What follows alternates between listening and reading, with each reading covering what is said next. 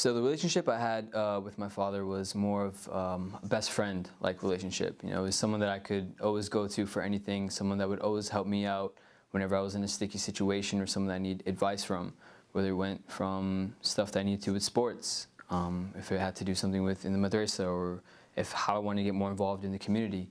He was something I could always go to and always look up to without feeling like intimidated or scared to talk to, because he was a very open person, a very open-minded person, and he always pushed me to also be that way and be open with him, because that was a relationship he also wanted with me. The relationship I would describe with my dad was something that was very close, personal. I would say he was my best friend, my mentor, my father 100%. I was definitely the definition of daddy's little girl.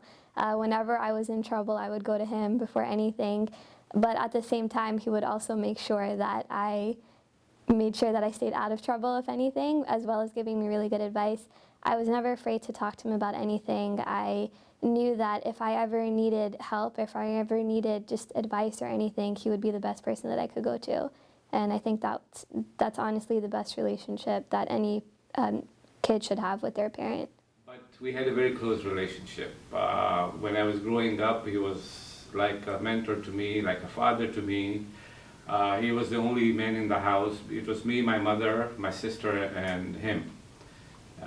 So we respected him like a father. I never called him by name. I always called him as Ba. And then when I grew up, we became friends. And we used to tease each other, fight with each other. Very good friends. And I talked to him about everything.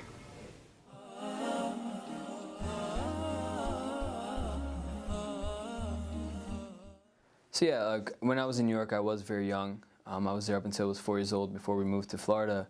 However, whenever we look back at like family videos of birthdays and stuff like that, I would always see that there were so many people in our house. It wasn't just our family. It was like, even today, I don't even know some of the people that were in our house. It's just videos, just random people that he knew, that my mom knew, that knew people in the community if they needed to get involved, and if they wanted to meet new people. My dad would find, if it was my brother's first year birthday party, he would just invite some people over, and it would be like a big thing. Everything with my dad was always an event to bring the community together. It wasn't just the family. I do remember my mom telling me that our house was like an open door policy. Like we locked our doors at night, but obviously like throughout the day, anybody can just come in and come out, and he was totally comfortable with that.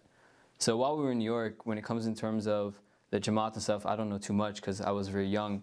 But when it comes into when it goes towards like his like how he lived his life while being in New York, it was more of just a very open guy and a very inclusive guy as well.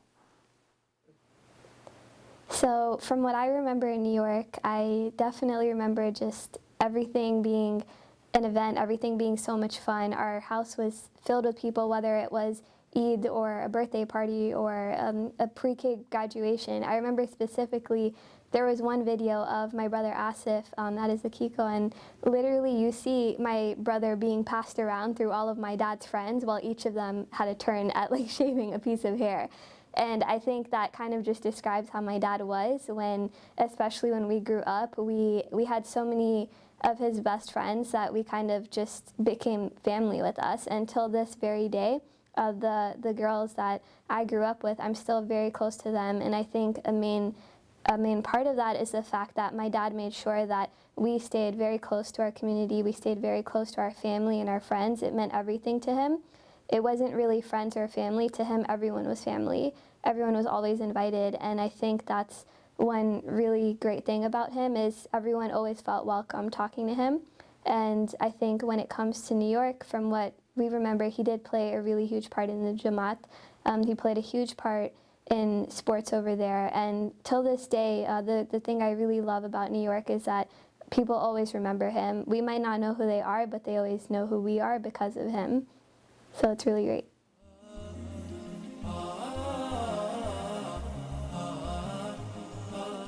He became involved with Union. He was one of the founder members. He loved he loved people. He loved to be with people around him. Young and old, he was always friends with everyone. So he got involved in union with volleyball. He was one of the founding members, and they formed a team, and he started off, I don't remember in what capacity, but he became a chairman then. And for quite a few years he was involved.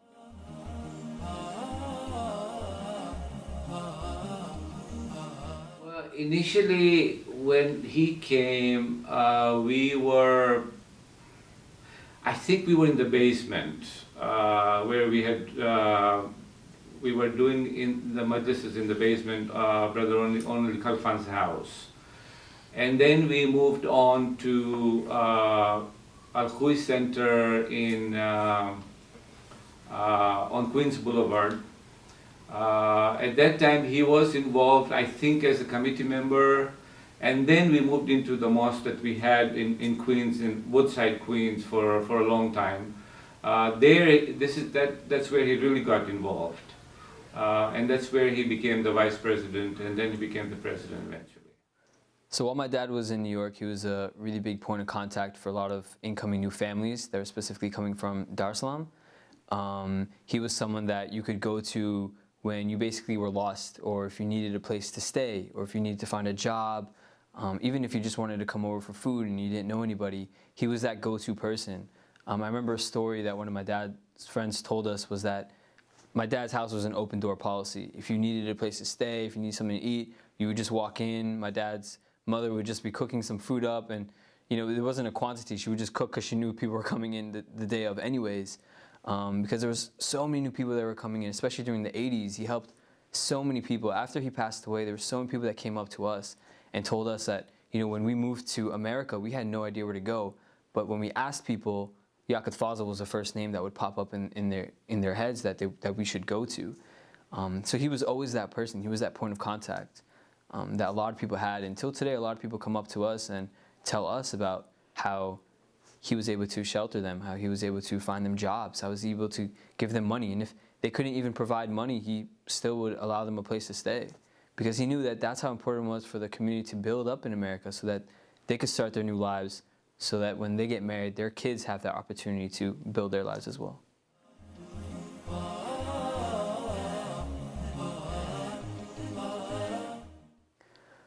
So we moved to Orlando in 1998. So I was about 5 years old at the time. So I was pretty young. We moved to a whole new place. I would say all my siblings did not want to leave New York because we had our friends there and stuff, but we had to move because my father's mother really couldn't handle the cold in New York anymore. So we moved down to the Sunshine State of Florida.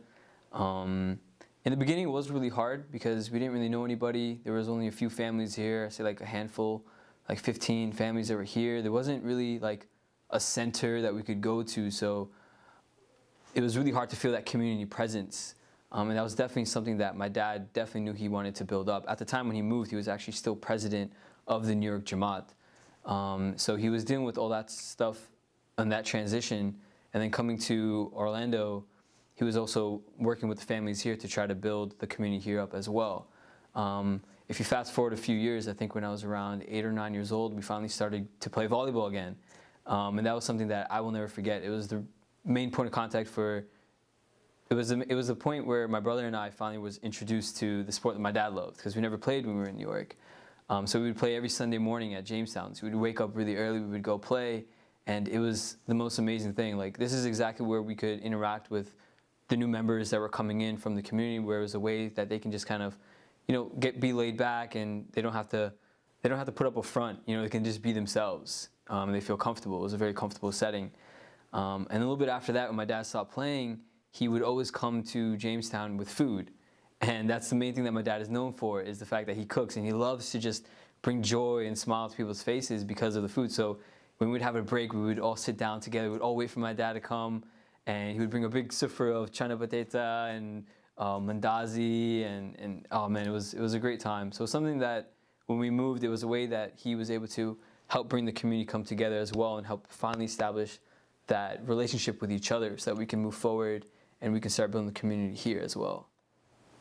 So we moved to Orlando in 1998. I was very unhappy about it. I actually remember standing in the moving truck telling the mover that I wasn't leaving and that he couldn't put my bed in there. My dad comes out, he's like, "Shalina, you know, I know you don't want to leave, but we have to because like this is what we have to do. And we were actually driving down to Orlando.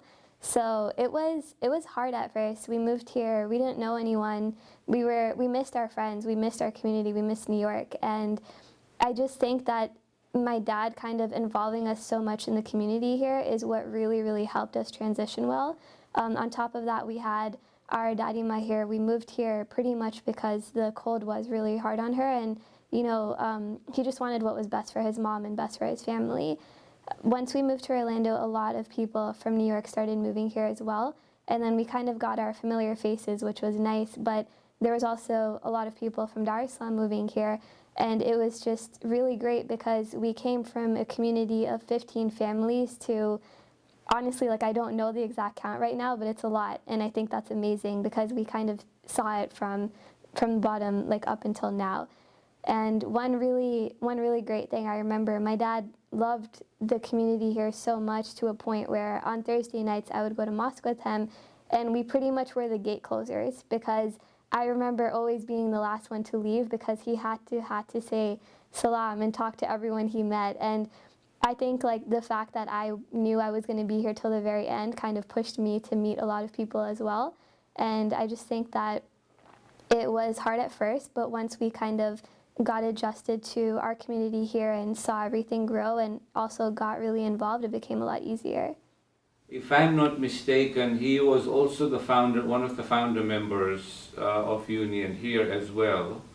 I remember the first meeting we had, he was there, and then he got involved in JAMAAT as well here, in the capacity of vice chairman.